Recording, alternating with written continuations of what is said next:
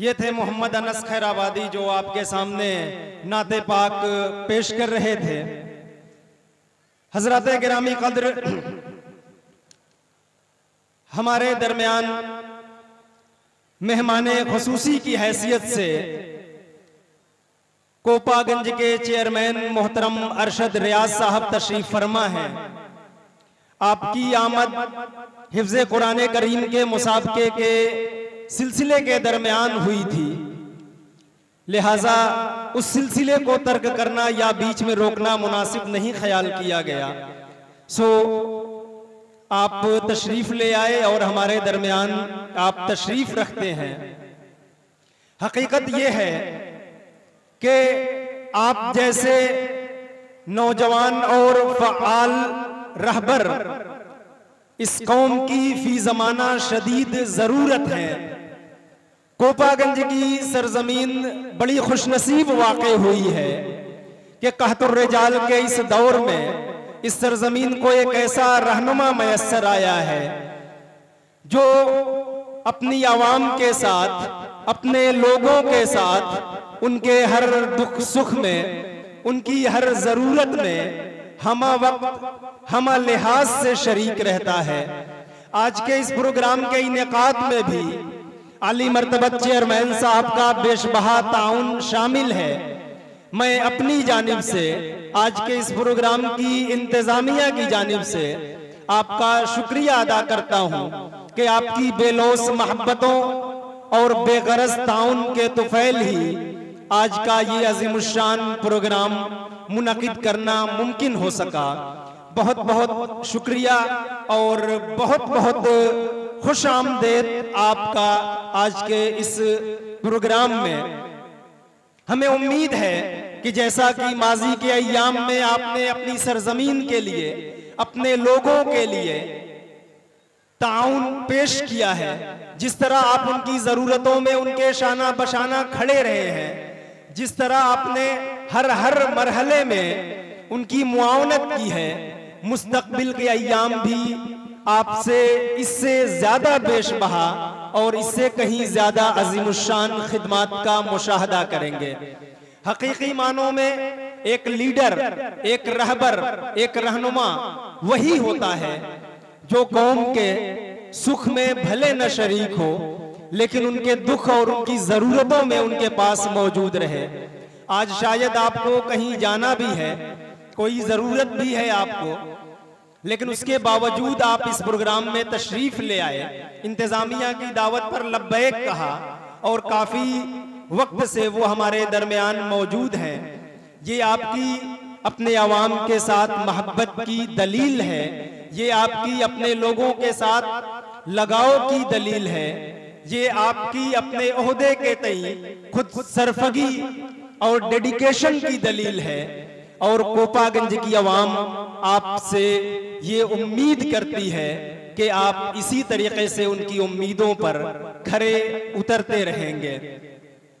अंजुमन के जिम्मेदारान की जानिब से आपके इस्तकबाल में आपको गुलहाए अकीदत पेश किए जाने हैं, हदिया गुल पेश किया जाना है।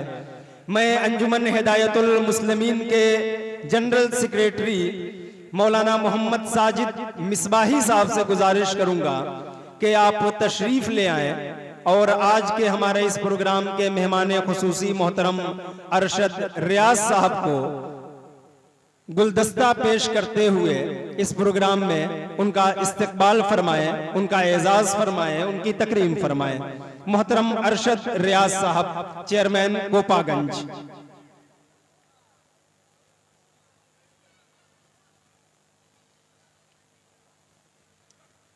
बहुत बहुत शुक्रिया। मैं मुकर्रर शुक्रिया अदा करता हूँ आपकी तशरीफ आवरी के लिए और आपके बेशकीमत औकात के लिए।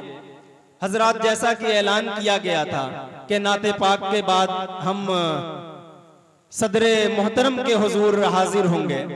आज के इस प्रोग्राम की सदारत फरमा रहे हैं हजरत मौलाना जमाल अहमद साहब नदवी हफिज़हुल्लाह, जो मुस्लिम पर्सनल लॉ बोर्ड के रुकन भी हैं, मदरसा वसीयतुल उलूम कोपागंज के नाज़िम आला भी हैं, मदरसा दारुल उलूम मऊ के मजलिस शूरा के रुकन भी हैं और एक इंतहाई फ़आल इल्मी शख्सियत, जिसकी फी ज़माना बड़ी शदीद ज़रूरत महसूस होती है। हम मुशाहदा करते हैं अपनी अमली जिंदगी में कि हमारे वो बुजुर्ग जिनके पास इल्म का समुंदर ठाठे मार रहा है, वो आशोबे ज़माना से उकताए हुए हैं, वो अतवारे ज़माना से तंग आए हुए हैं। बहुतों ने उज़लत नशीनी और गोशा नशीनी इख्तियार कर ली है। ऐसे में हमारे वो बुजुर्ग, हमारी वो इल्मी शख्सियात जो अभी भी मैदान अमल में हमारे सामने मौजूद है, हमारे लिए उनका दम गनीमत है। ये हमारा फर्ज वाजिब है कि हम उनकी मौजूदगी को गनीमत जाने, उनसे इस्तेफादे की हर मुमकिन कोशिश करें। जहां भी, जब भी, जैसे भी हमें वक्त और मौका मयस्सर आ जाए, हम उनके मलफूजात से, हम उनकी तकरीरों से, हम उनके खुतबात से, हम उनके कलाम से किसी न किसी तरीके से मुस्तफीद होने की कोशिश करें कि ये जमाना ऐसा है जहां हमारी सारी अबकरी शख्सियात एक एक करके रुखसत होती जा रही हैं। इकबाल ने तो बहुत पहले कहा था कि जो बादा कश्ते पुराने वो उठते जाते हैं, कहीं से आबे बकाए दवाम ले साकी। लेकिन जो हजरात हमारे दरमियान मौजूद हैं, उनका दम, मैं मुकर्रर कह रहा हूं कि उनका दम गनीमत है कि वो हमारी सरबराही और सरकर्दगी के लिए, हमारी रहनुमाई के लिए हमारे इन प्रोग्रामों में शरीक हो जाते हैं, हमारी दावतों पर लब्बैक कहते हैं। हम जैसे तालिब इल्मों को खुद से मुस्तफीद और मुस्तफीज होने का मौका फराहम करते हैं, तो फिर हम तालिब इल्मों की भी ये जिम्मेदारी है कि उनके अल्फाज को मोती समझकर चुन लें, उनके कलाम को रायगा न जाने दें, उनकी नसीहतों को गिरहों से बांध लें कि मुस्तकबिल की तारीक राहों में यही गिरा बहा मोती हमारे लिए नूर की किरणें बिखेरेंगे, हमारे लिए रास्तों को रोशन करेंगे, हमें मंजिल तक पहुंचाने में अहम किरदार अदा करेंगे। मैं बड़े ही अदब व एहतराम के साथ सदर मोहतरम मौलाना जमाल अहमद साहब नदवी हफिज़हुल्लाह व तवल्लाह से गुजारिश करता हूं कि तशरीफ ले आए और अपने मलफूजात आलिया से हमें मुस्तफीद फरमाएं।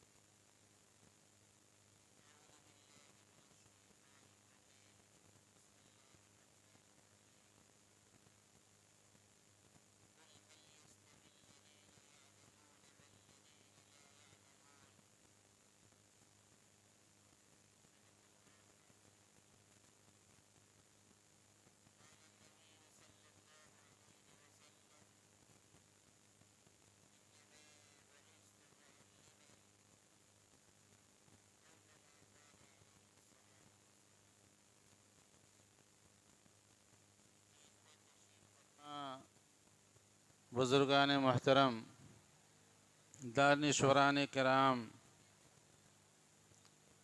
सामईन मोहतरम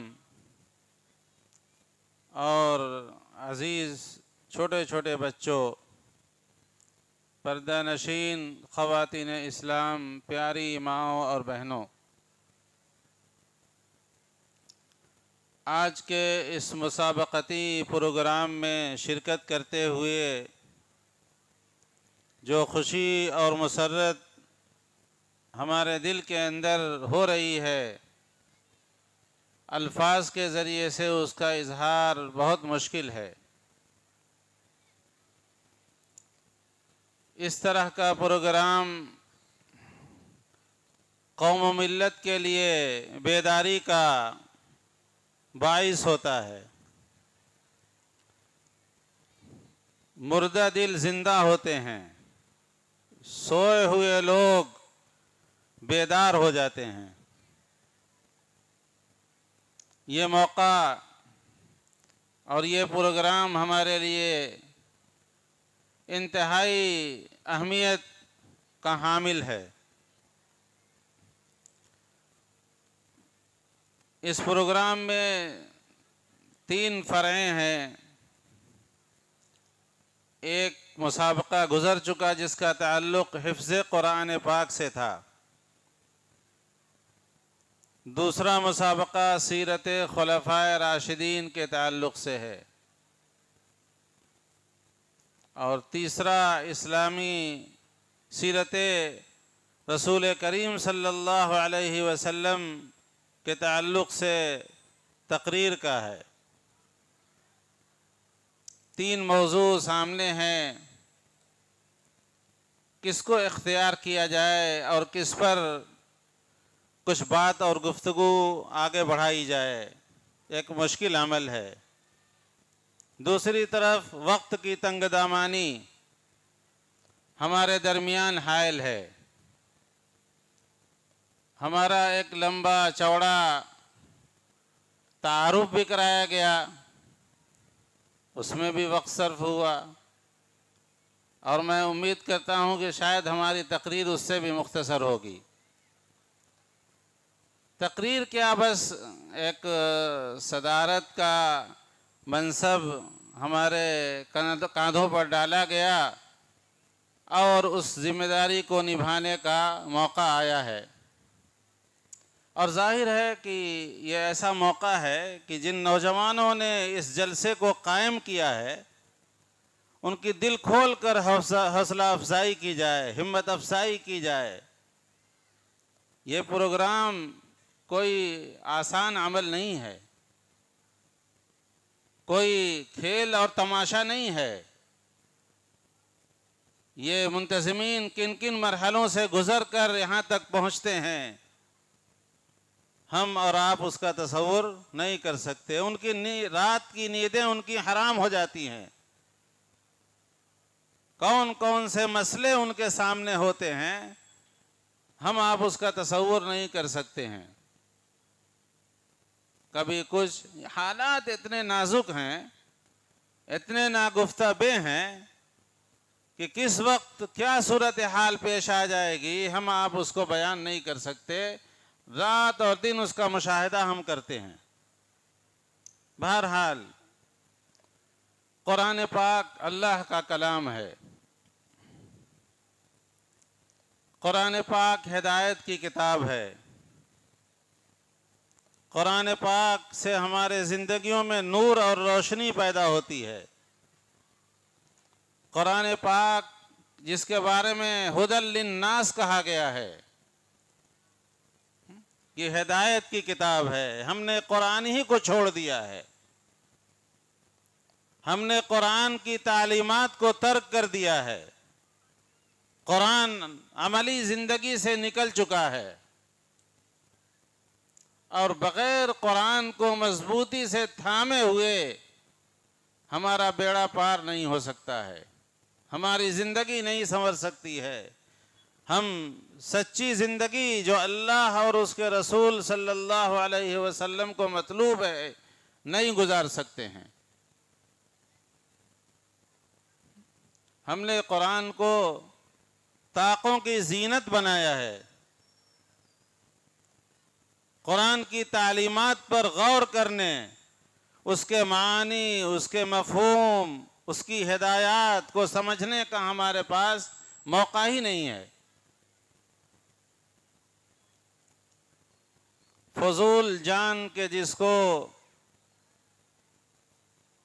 फजूल जान के जिसको बुझा दिया तुमने, वही चिराग जलाओ तो रोशनी होगी। हमको माजी में लौटना पड़ेगा, हमको रसूलुल्लाह सल्लल्लाहु अलैहि वसल्लम की ज़िंदगी को देखना पड़ेगा। सहाबा कराम खुलफाए राशिदीन रज़ियल्लाहु अन्हुम अजमाइन की ज़िंदगी पर अमल पैरा होना पड़ेगा, उनको आइडियल और नमूना बनाना पड़ेगा, तब हमारी ज़िंदगी संवरेगी और हमारे अंदर सुधार पैदा होगा। हमारा मुआशरा जिसका रोना रात दिन हम रोते हैं कि हमारे नौजवान बेराहरवी का शिकार हैं, हमारी बच्चियां बेराहरवी का शिकार होती जा रही हैं, छोटे छोटे बच्चे उनके अकीदे ख़राब हो रहे हैं। ये सब नतीजा है कुरान से दूरी का, ये सब नतीजा है कुरान को छोड़ देने का, ये सब नतीजा है कुरान से लाताल्लुक़ी का। हम कब बहार हमारे ज़िंदगी में आएगी जब हम कुरान को मजबूती के साथ पकड़ेंगे। वाबस्तरह शजर से उम्मीदें बहार रख। कुरान ऐसी नाकाबिल तस्खीर किताब है, हिदायत की किताब है, हिकमत की किताब है, अल्लाह का कलाम है, जो रातों दिन हमारे असलाफ जिसके साथ वाबस्ते थे उनकी ज़ुबानों पर हर वक्त कुरान जारी रहता था। उसी कुरान को हमने बिल्कुल छोड़ दिया, हमारे घर सूने हो गए, मस्जिदें सूनी हो गईं, उसकी तिलावत का एहतमाम बाकी नहीं रहा। जिन मदारिस में, ये मदारिस का करिश्मा है कि मदारिस जिंदा हैं तो हमारे अकीदे दुरुस्त हैं, मदारिस जिंदा हैं, मकातिब जिंदा हैं, तो हम कुरान करीम अच्छी आवाज़ में और अच्छे तौर तरीक़े से पढ़ लेते हैं। उर्दू ज़ुबान ज़िंदा है, अरबी ज़ुबान ज़िंदा है, ये मदारिस की बरकत है, मकातिब की बरकत है, हमारे उलमा की कुर्बानियों का नतीजा है।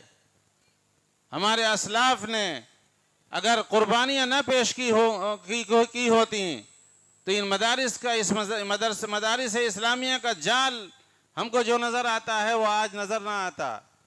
हमारा अकीदा कुछ और होता, हमारी ज़िंदगी इससे कहीं ज़्यादा बदतर होती, हमारे अकीदे इससे कहीं ज़्यादा ख़राब होते। हम कैसे होते हम कुछ कह नहीं सकते थे। जो कुर्बानी हज़रत नानौतवी नव्वर अल्लाहु मरक़दहू ने पेश की, उसी कुर्बानी का नतीजा है कि हिंदुस्तान में लाखों और करोड़ों मदरसे और मस्जिदें मौजूद हैं। अगर वो अल्लाह का नेक सिफत बंदा न उठता और अपनी सलाहियतों को न सर्फ करता और एक धुन उसके अंदर न सवार हो जाती और उम्मत के गम से उसका सीना छलनी न हो जाता, तो मदारिस नज़र न आते, मस्जिदें नज़र न आती, हमारे सर पर टोपियां और चेहरे पर दाढ़ियां नज़र न आती। हज़रत मौलाना हुसैन अहमद साहब मदनी नव्वर अल्लाहु मरक़दहू रातों दिन बेचैन, रात को सफ़र, न खाने का कोई वक्त, न पढ़ने पढ़ाने का कोई वक्त, न आराम का कोई वक्त, हर वक्त। मौलाना अली मियाँ साहब ने लिखा है उनकी ज़िंदगी के बारे में कि सफ़र तो इतना ज़्यादा करते थे कि घंटा कब उनका पढ़ाएंगे अपनी बुखारी शरीफ को, कभी 12 बजे रात में, कभी मगरिब के बाद, कभी इशा के बाद और कभी फजर के बाद। ये उनकी कुर्बानी है, उनकी मेहनत है, उनकी जद्दोजहद है। और इन उलमा ने मकातिब की जो तहरीक आज चल रही है, आज ये कोई नई तहरीक नहीं है, ये बहुत पुरानी तहरीक है, ये बहुत पुराना रास्ता है जिसमें आज नई रूह फूंकने की ज़रूरत है। इसलिए कि बातिल ताकतों ने सर उठा लिया है कि हम मुसलमानों को कुचल के रख देंगे, हम इस्लाम को मिटा कर रख देंगे, हम इस्लाम की एक एक निशानी को, एक एक तशख़्ख़ुस को, हर चीज़ को हम मिटा कर दम लेंगे। और हमें इस बात का अहद करना है कि हम इस्लाम की एक अदना चीज़ को भी नहीं छोड़ेंगे इंशाअल्लाह। हमारी जान जा सकती है, हम अपने माल की कुर्बानी दे सकते हैं, हम अपने औलाद की कुर्बानी दे सकते हैं, हम अपने तिजारत की कुर्बानी दे सकते हैं, हम हिजरत कर सकते हैं, लेकिन दीन पर और हमारे ईमान पर, हमारे अकीदे पर अगर आँच आएगी, हम उसको बर्दाश्त करने के लिए तैयार नहीं हैं। मौलाना अली मियां नदवी रहमतुल्लाह अलैह फरमाया करते थे अपने जलसों में, अपनी तकरीरों में, अपने वाज़ों में, अपनी तहरीरों में, कि हम अगर कोई कहे कि हम पायजामा अपने यानी टखने से नीचे पहनो, हम उसके लिए भी तैयार नहीं हैं। कोई कहे कि इशराक और तहज्जुद छोड़ दो, फ़राइज़ पढ़ो, इशराक और तहज्जुद छोड़ दो, उसके लिए भी हम तैयार नहीं हैं। दीन पर जमे रहना, दीन पर कायम रहना, दीन को बाकी रहना एक जद्दोजहद को चाहता है, एक मेहनत को चाहता है, एक तवील यानी मशक्क़त को चाहता है। हम आराम से रहें, हमको हर वक्त खाने भी 3 वक्त मिलें, हम घर में बैठे रहें और हमारा दीन भी महफूज रहे, हमारा अकीदा भी महफूज रहे और हमारा कुरान भी महफूज रहे, ये नहीं हो सकता है। आज हालात कैसे हैं? हमारे बुजुर्गान दीन इस वक्त निकल पड़े हैं, एक एक गांव, करिया करिया, देहात, गांव, शहर, हर जगह का दौरा हो रहा है। सबके अंदर बेकरारी, बेचैनी पैदा हो गई है और हम ख्वाब गफलत में मस्त हैं। हम कब बेदार होंगे? अपनी बेदारी का कब सबूत देंगे? क्या जब हमारा वजूद बिल्कुल मिट जाएगा, हमारे अकीदे बिल्कुल फासिद हो जाएंगे, हमारे नौजवान बिल्कुल बेकार हो जाएंगे, हमारी बेटियां इस्लामी तालीमात से बिल्कुल नाआशना हो जाएंगी, तब हम उठेंगे, तब हम यानी इस्लाम का झंडा बुलंद करेंगे।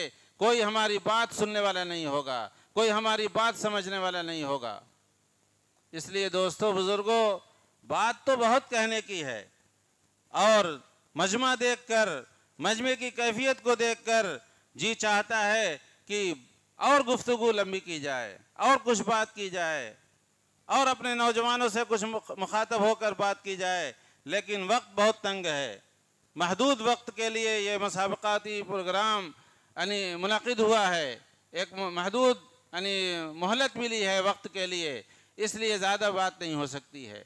बस मुबारकबाद देते हैं हम इस प्रोग्राम के मुंतज़मीन को, और कोपागंज के नौजवान, आसपास के नौजवान इस बात का अहद कर लें कि हमको अल्लाह और उसके रसूल की मतलूबा ज़िंदगी गुजारनी है। वो ज़िंदगी गुजारेंगे जो अल्लाह को राज़ी करती है, वो ज़िंदगी गुजारेंगे जो अल्लाह के रसूल सल्लल्लाहु अलैहि वसल्लम को पसंद थी, वो आप सल्लल्लाहु अलैहि वसल्लम को हम अपना नमूना बनाएंगे। इस बात का अहद करके उठिए कि हम रसूलुल्लाह सल्लल्लाहु अलैहि वसल्लम को अपना नमूना बनाएंगे। हमारे लिए कोई नमूना नहीं है, हमारे लिए खुलफाए राशिदीन नमूना है, हमारे लिए सहाबा किराम नमूना है, हमारे लिए रसूलुल्लाह सल्लल्लाहु अलैहि वसल्लम की ज़िंदगी नमूना है, और हमारे लिए कुरान पाक हिदायत की किताब है। दूसरा कुछ नहीं। सबसे बड़ी दौलत, सबसे बड़ी माया, सबसे बड़ी अज़मत की चीज़ जो हमारे दिल में पैदा होनी चाहिए वो ये चीज़ें हैं। हम मोबाइल को तर्क कर दें, हम फहशी चीज़ों को नहीं देखेंगे, इसलिए कि अल्लाह देख रहा है, कोई ना देखे, हम बुराई में मुब्तला हों, ये सोचकर बुराई छोड़ दो कि हम यानी अल्लाह देख रहा है। और जब जो लोग मदारिस में पढ़ते हैं, जो लोग कुरान पढ़ते हैं, वो तो बिल्कुल ये सोच कर कि हम कुरान पढ़ते हैं, जो कुरान पढ़ता है वो इस्लाम का झंडा अपने हाथ में लेकर चलता है। और बुराई और अच्छाई एक जगह जमा नहीं हो सकते। हम कुरान भी पढ़ें और गानों की आवाज़ भी हमारे कानों में जाए, ये ना करें।